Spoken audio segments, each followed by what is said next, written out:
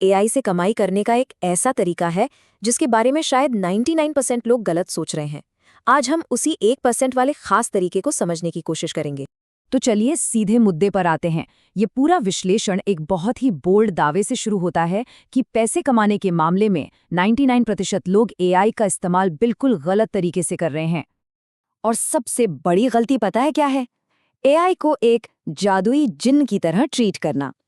मतलब उसे बस आधे अधूरे अस्पष्ट से कमांड्स दे दिए और उम्मीद लगा ली कि कोई चमत्कार हो जाएगा। और नतीजा जाहिर है, बहुत ही औसत लो क्वालिटी आउटपुट। और यहीं पर ये लाइन एकदम फिट बैठती है। अगर आप घंटे के हिसाब से चार्ज करते हैं तो एआई आपको गरीब बनाता है, और अगर आप नतीजे के लिए चार्ज करते हैं तो एआई आपको अमीर बनाता है। सोचने वाली बात है ना, कि हम अपने घंटे बेच रहे हैं या वो शानदार नतीजा जो हम एआई की मदद से दे सकते हैं।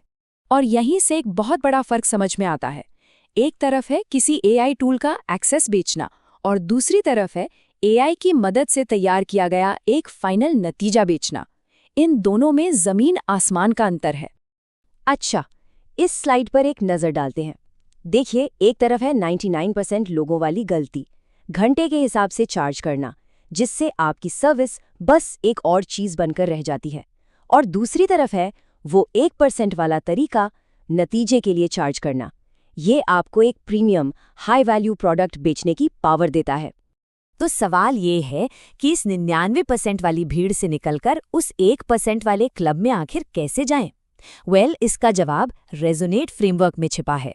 ये एआई से बेहतरीन काम करवाने का एक बहुत ही स्ट्रेटेजिक तरीका है। ये फ्रेमवर्क दो बहुत ही सिंपल लेकिन मजबूत नियमों पर खड़ा है। यही दो नियम हैं जो एआई के आउटपुट को साधारण से असाधारण बना सकते हैं। पहला नियम है बहुत ज्यादा स्पेसिफिक होना और पूरा कॉन्टेक्स्ट देना।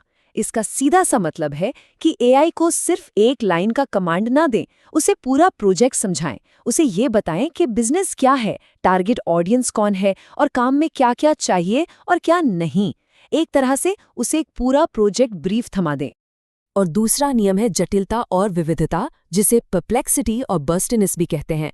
अब ये सुनने में भारी भरकम शब्द लगते हैं, पर इनका मकसद बड़ा सिंपल है कि एआई का लिखा हुआ कंटेंट रोबोटिक न लगे। मतलब वाक्यों की लंबाई छोटी बड़ी हो, भाषा में एक फ्लो हो, ताकि वो बिल्कुल इंसानी लगे और एआई डिटेक्टर भी उसे पकड़ ना पाए। तो ठीक है, अब जब एआई से अच्छा कंटेंट बनाना आ गया तो फिर अगला लेवल क्या है? अगला लेवल है एक नॉर्मल एआई यूजर से एआई ऑर्केस्ट्रेटर बनना। एआई ऑर्केस्ट्रेटर, इसका मतलब क्या हुआ? जरा सोचिए कि आपके पास एआई एक्सपर्ट्स की एक पूरी टीम है। एक एआई आपका सीईओ बनकर स्ट्रैटेजी बना रहा है, दूसरा एआई आपका सीटीओ बनकर सारी कोडिंग देख रहा है, और तीसरा एआई मार्केटिंग हेड बनकर उस प्रोडक्ट को दुनिया तक पहुंचा रहा है। और ये पूरी टीम 24 घंटे काम कर रही है। ये सुनने में किसी साइंस फिक्शन फिल्म जैसा लगता है ना? पर यह कितना पावरफुल है इसका अंदाजा इस बात से लगाइए। इस विश्लेषण में एक कहानी है जहां एक डेवलपर ने ऐसी ही एक एआई टीम का इस्तेमाल करके सिर्फ 74 मिनट में एक पूरा फंक्शनल स्टार्टअप बना दिया। सिर्फ 74 मिनट में। और आखिर में हम एक ऐसे भविष्य की तरफ बढ़ रहे हैं जहां सबसे ज्यादा वैल्यू सिनेमैटिक नॉलेज या कह लें नॉलेज आर्बिट्राज से बनेगी। इसका मतलब है बहुत सारी जानकारी को इकट्ठा करके उसे एक नए, कीमती और आसानी से समझ आने वाले फॉर्मेट में पेश करना। अब ये काम कैसे करता है? सोचिए कि आपने 50-60 अलग अलग रिपोर्ट्स और किताबें एक एआई टूल में डाल दी। फिर वो एआई उन सबको पढ़कर, समझकर आपके लिए एक इंटरैक्टिव सिनेमैटिक वीडियो ओवरव्यू तैयार कर देता है। और कमाल की बात यह है कि इसमें लगने वाले चार्ट्स और ग्राफिक्स भी वो खुद ही बना लेता है। मतलब ढेर सारी जानकारी का निचोड़ एक दिलचस्प पैकेज में। और ऐसी सर्विस की कीमत क्या हो सकती है?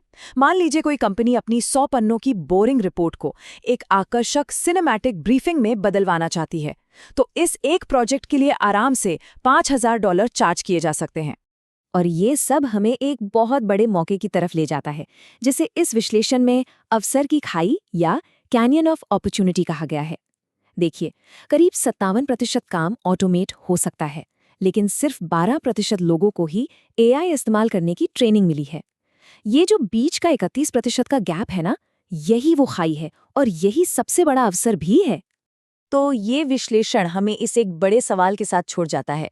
इस बदलती दुनिया में हमारी भूमिका क्या होने वाली है? क्या हम उन 99% में से एक होंगे जो पीछे रह जाते हैं, या फिर उस 1% में जो भविष्य को बनाते हैं और इस अवसर की खाई को पार कर जाते हैं?